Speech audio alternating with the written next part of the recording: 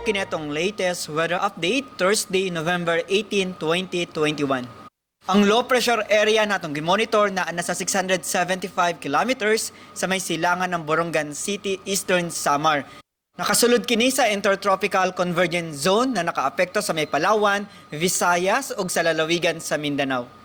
Samtang ang Northeast Monsoon or amihan ang nakaapekto sa Northern ug Central Luzon. Ang weather condition sa tibuok Visayas, Palawan kasama ng Kalayaan Islands ug ang Occidental Mindoro makasinati ng medyo mapanganoron ngadto na sa madag-umon na kalangitan ug naay mga pag-uwan ug kini mga pagpanugdog ug kilat. Padayon ta mag-monitor sa ato mag-i-issue ng mga thunderstorm or rainfall advisories kasama ng heavy rainfall warnings. Para sa atong mga dugang detalye, bisita ato mga official social media accounts. Kini si Jomer Clarino gikan diri sa Mactan, Pag-asa Visayas, DOST, maayong adlaw.